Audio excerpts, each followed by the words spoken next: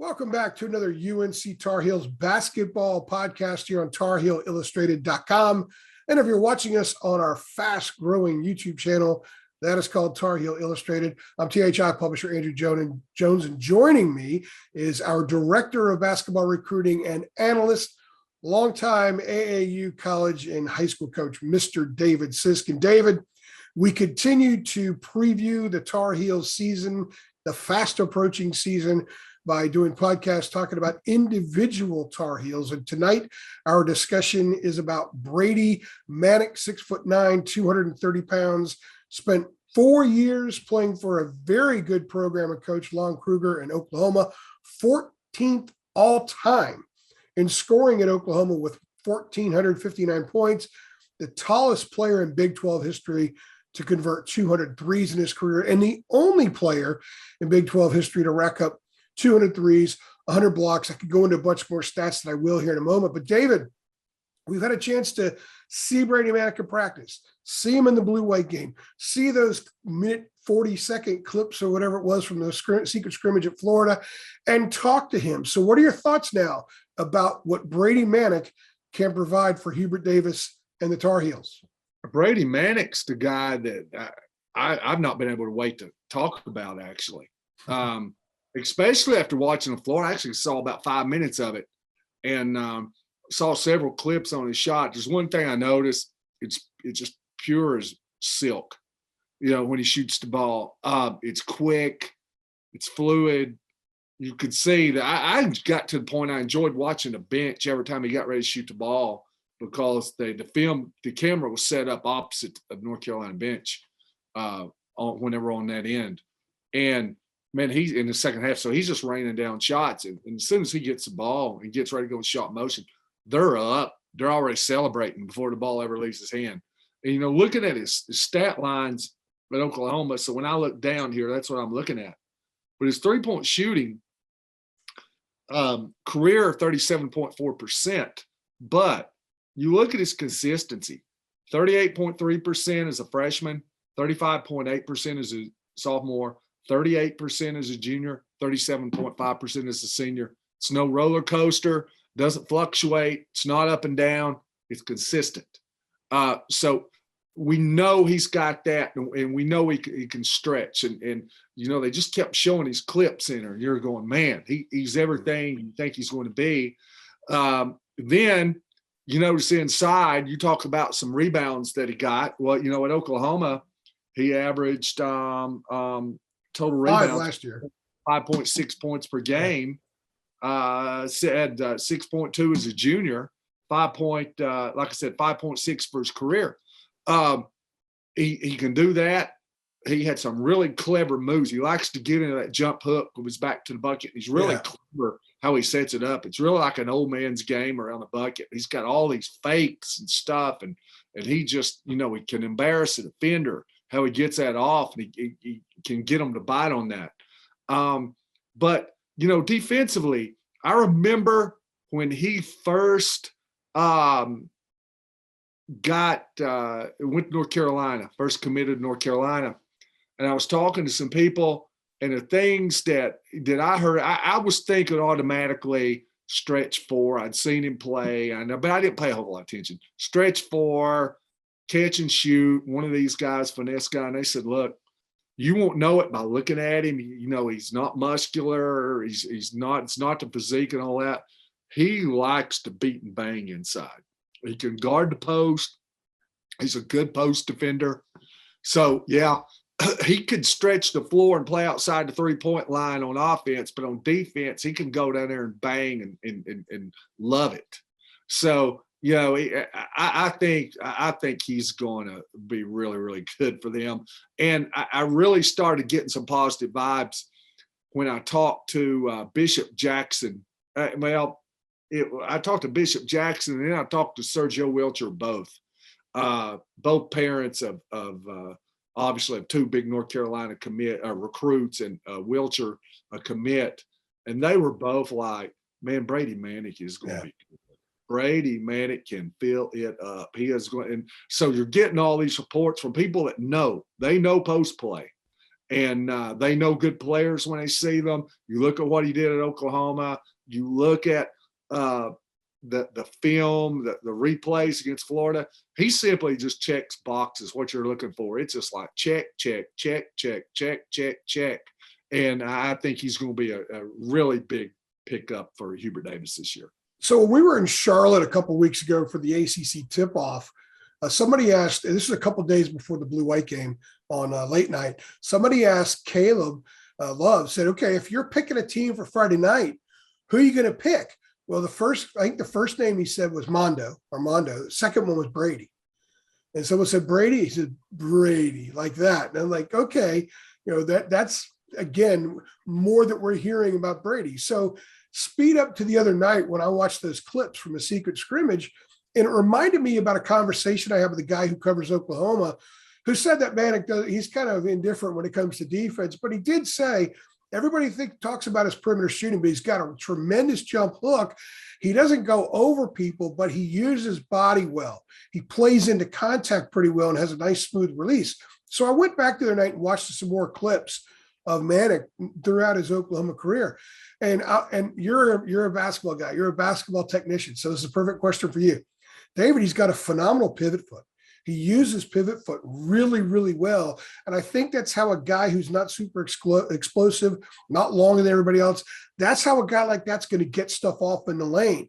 So what have you seen from him from the pivot foot, and how valuable is having a great pivot foot in the lane when you've got the jump hook and you've got the up and under and the scoop game like he has shown that he also has? Now I'm just not talking about blow-by athleticism, but when you talk about good feet for basketball and good hands, I've rarely seen players where you mention one and you say, you know something, he's got really good feet, he can't catch a cold. It's just a bricklayer. You never hear that. You also never hear, he's got really good hands, soft hands, mitts, can catch everything. The shot just floats off his fingertips. But he's got the worst feet I've ever seen. You never hear that. It's usually good hands, good feet. So, he's got that. He's shot ready. And here's the thing. What did you say he was, 12th all time in Oklahoma? 14th. A program that's had a lot of damn good players and teams. Yes. And averaged 12 points a game over his career in 122 games. So you're talking probably right around a 1,500 point score through his career at Oklahoma. If you don't know, it's one thing to be just incredibly athletic.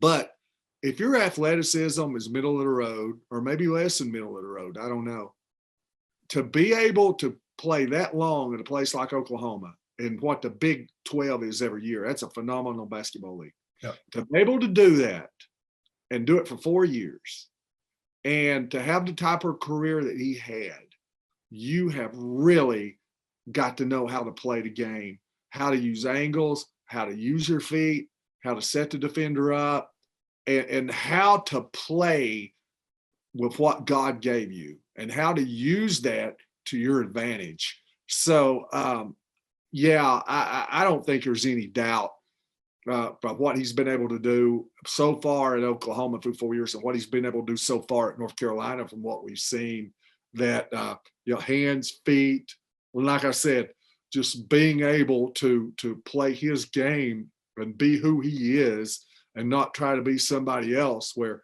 he's not going to come out and Hubert Davis says, look, you got to be Vince Carter. That's not going to be who he is.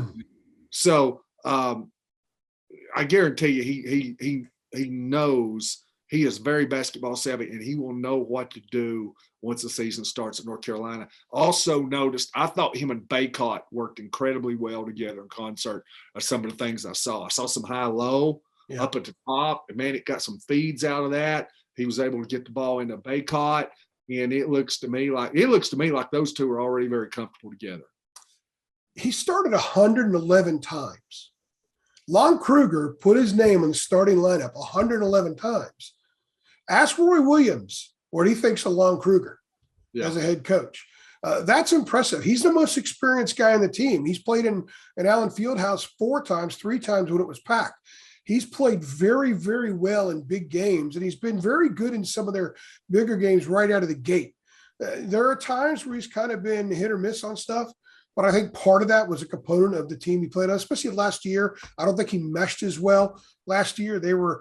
He had to play a little bit in the post more, I think, last year than he had in previous years. But I wouldn't say a new lease on life like I did with Justin McCoy, but a little bit. Here's a guy who would resign himself to having a really good college career, going to go overseas, make a little bit of money, and North Carolina came calling. And he's like, you know what? I can't pass that up. And he's embraced every minute of it. He's gotten past the wow factor. And I think he and McCoy could be fan favorites. McCoy with his energy, with the pump fist, that tennis pump fist that you see. I think he can bring them that. And I think Manek, the way he can rain threes, and right now the way he looks. I mean, he looks like Teen Wolf, a 6'9" Teen Wolf out there with the beard and the hair and all that stuff. But I think fans are going to love it. I think it's an element to Carolina that people think is kind of cool and a nice change of pace. And I think it's something that this team needs. They needed shooting, right? They couldn't rely on just Kerwin Walton taking shots, and he didn't even get a lot of them last year. They needed someone else to do that. Well, they got one in Brady Manek. And if Kerwin could have the career that Brady has had, that'd be a pretty good career for Kerwin. So I think they're in fantastic shape on the perimeter, and they've got to been there, done that guy. He's just been there and done that as much as anybody, more than anybody else on the roster, and that's huge. And one thing that I said on Twitter from watching when I retweeted that clip was that I saw more 3-pointers made in that 4 minutes, and I saw all year long last year at North Carolina if you took Kerwin Walton out of it. So, yeah, and you could never have enough shooters. So you talk about guys starting to be free, and you've got Kerwin Walton out there, and you've got Manek stepping out. And, man, you could just – when guys can shoot the ball – I was talking to a guy today, and we were talking about players from the past, who was better, LeBron or Bird, and basketball in the 80s compared to now. And I said this, you take guys like Giannis at Milwaukee, and he's the stud now, and he's better at his size once they moved him out on the floor. It seems like he's more effective than he was trying to post up. And watching that series last year with Phoenix last summer when they won a championship, and they play him in that high post area, and he just gets it and goes. And he's so long, if he get in the lane, he's going to score. Well, you say, what's that got to do with Manek? Well, if I'm guarding Giannis, you would know, well, just wall the lane off. Put about 3 guys on him. Don't let him get in the lane. But you know why you can't do that? Because he got daily shooters all the way around him. Yeah. And so that complements Giannis. If he had bricklayers out there, he'd be much easier to guard. So, and you see that with North Carolina now, and Manek's at the center of that, where he can just shoot the ball. And trust me, you won't be a fan favorite, make threes. Yeah.